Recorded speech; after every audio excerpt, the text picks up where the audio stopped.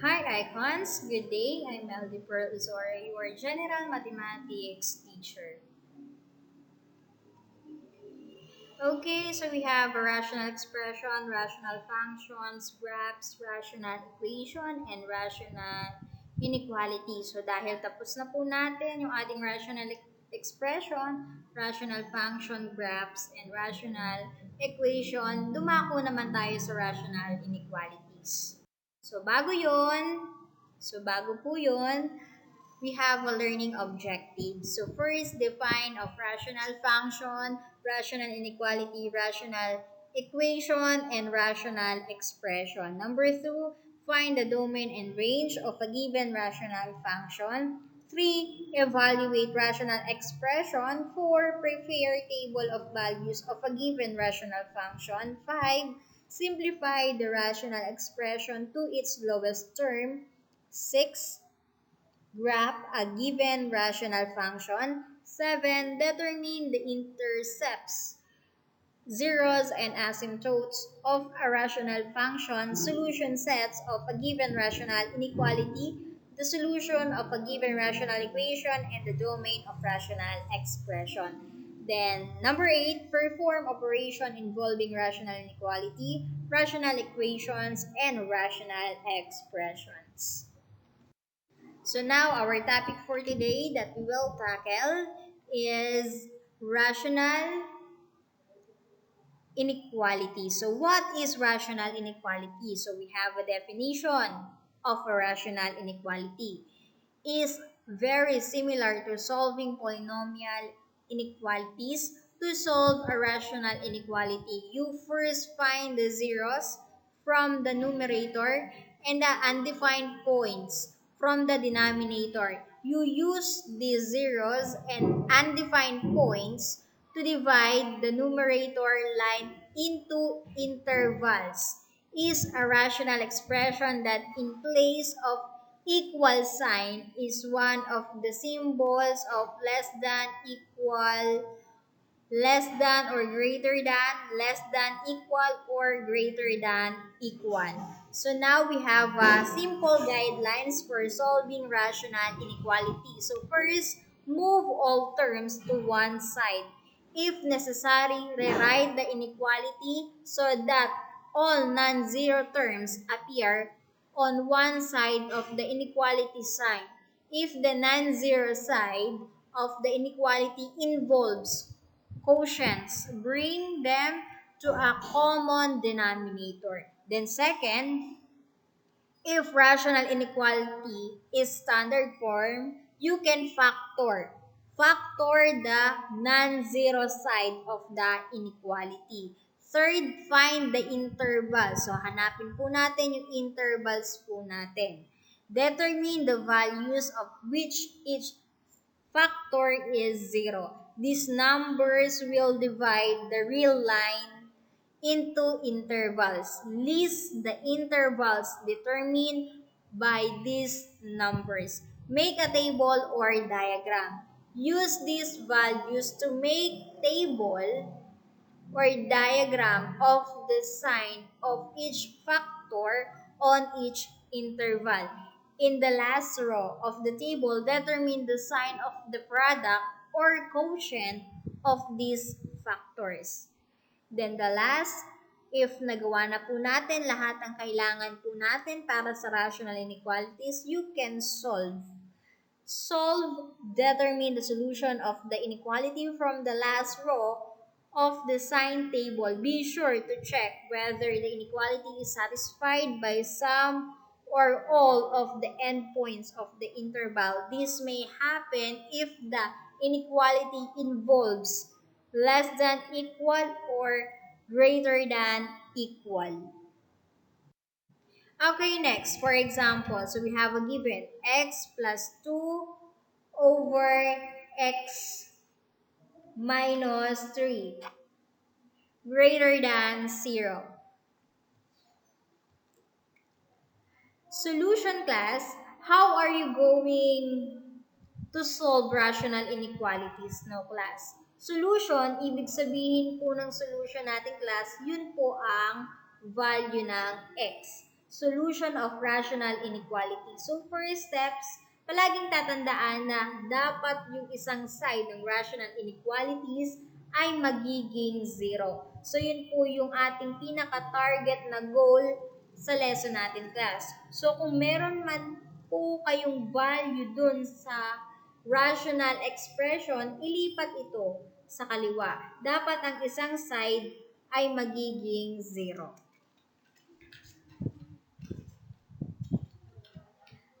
So, dito class sa ating example, ito ay may 0 na at 0 na po talaga. Wala ka nang dapat galawin pa kundi isolve na lang yung sa may numerator and denominator. Since yung numerator ay naka-factor na at hindi mo na masisimplify, that will be your value for x. So, yan po ang magiging boundary mo. Ang ating numerator ay x plus 2 equals 0. So next, yung x, kopyahin lang natin yung positive 2 transpose the other side. O ilipat po natin si positive 2 sa kapwa niya constant at yun po ay yung 0. At sa bawat paglilipat po natin, class, lahat ng sign ay nagbabago. Kaya magiging x equals 0, minus 2 na po siya ngayon. Kaya magiging x equal negative 2 ng ating answer. Next, para po yan sa numerator lang, class, no? Next, meron naman po tayo para sa denominator. Next, yung denominator naman po, x minus 3 is equal to 0. So next, yung x, kopyahin lang natin yung negative 3 transpose to the other side. O ilipat po natin si negative 3 sa kapwa niya constant. At yun po ay yung 0. At sa bawat paglilipat po ulit natin, class, lahat ng sign ay nagbabago kaya magiging x equals 0 plus 3 na po siya ngayon.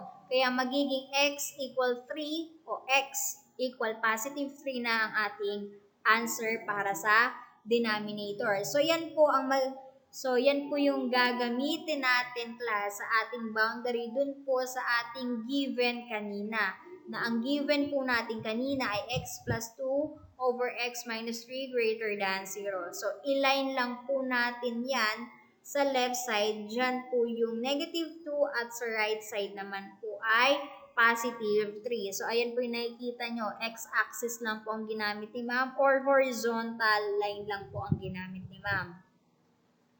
So, sa graph, makikita po natin na x-axis lang ang ating ginagamit dito. Next, after that, itry po natin kung pwede si negative 2 as a solution dun po sa ating original given. So, magiging negative 2 plus 2 over negative 2, negative 3 greater than 0. So, magiging 0 over negative 5 greater than 0. 0 divide negative 5, so magiging answer natin is 0. So, 0 is less than or equal to 0. So, do you think it is true or false? So, kung true yung negative 2 natin, i-shade lang po natin ito. Solid po yan, class. So, syempre, class, laging tatandaan kapag ang ating answer ay positive, automatic, shaded po siya. Pero kung hindi naman po siya correct answer, ibig sabihin po, unshaded po siya. So, ibig sabihin, bilog lang, circle lang, wala po siyang shade. Next, positive 3 naman po tayo. So, si 0 class, hindi po siya kasali sa solution natin, ha?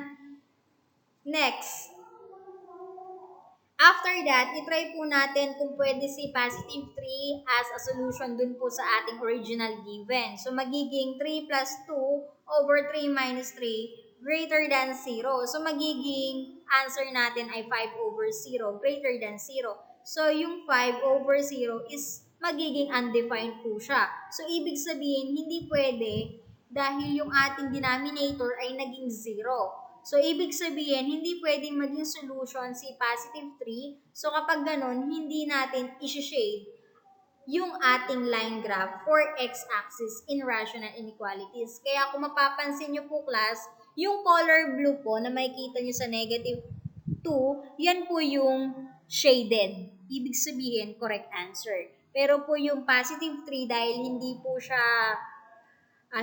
siya naging magandang solution para po sa atin, kaya po unshaded po siya kasi po yung ating denominator ay naging zero. Di ba nga po ang sabi ko po kanina o sabi ko po nakaraang mga araw ay ang ating denominator ay bawal maging equal sa zero. So, yung shaded, yan ay close. Then, yung unshaded, yan naman po yung open. O kaya naman po yung ating circle ay shaded. Then naman po yung ating unshaded, yun po yung open circle. Bilog lang po talaga siya.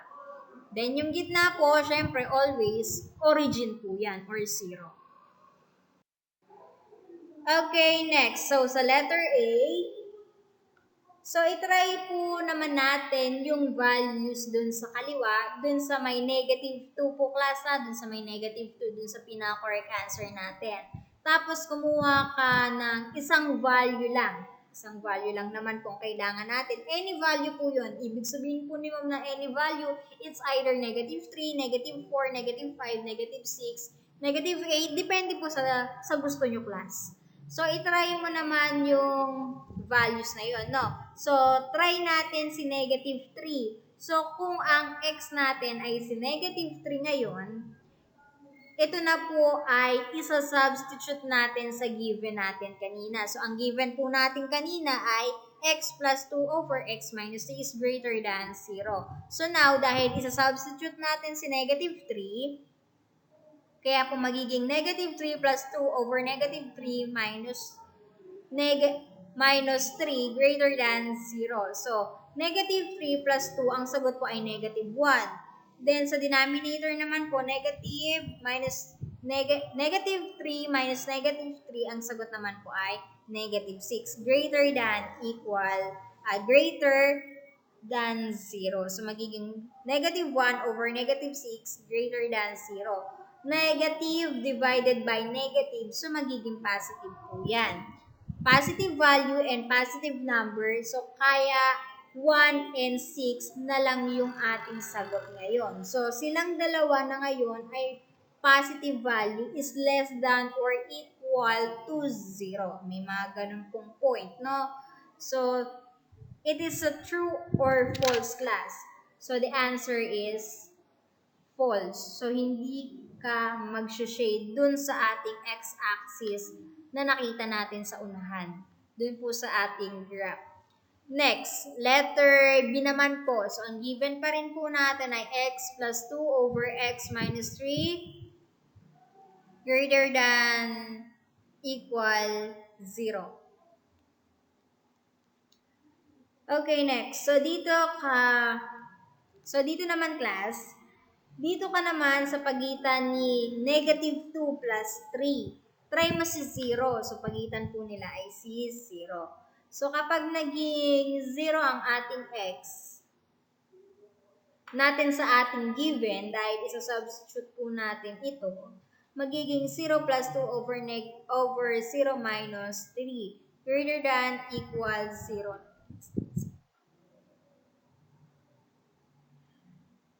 Ang answer natin ngayon ay 2 over negative 3 greater than equals 0. So, it is a negative value. So, positive divided by negative is negative.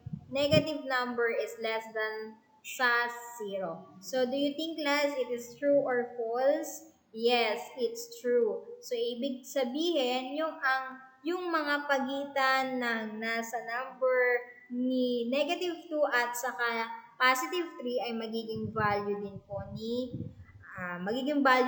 nun. Kasi po, yung ating numerator and denominator ay shaded or closed circle po sila. Bakit po? Kasi, yung ating numerator and denominator, magkaiba po siya ng sign. Then, ganun din po, hindi po naging 0 yung ating denominator. Compare po sa ating letter A na parehas po silang positive sign. Next. So, try mo naman po sa kanan kung pwede. Dito naman po sa may positive 3. So, try naman po natin si positive 5 or positive 10 or any number that you want to try to the right side of positive 3. Kung iso-shade ba natin to o hindi. So, kung positive 5 po ang ating x, apply po natin ito or isubstitute sa ating given.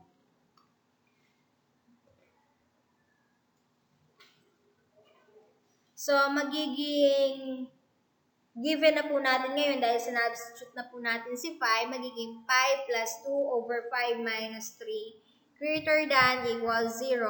So, yung ating answer ngayon ay 7 over 2 greater than equals 0. So, positive na po yung ating numerator. So, positive po siya both.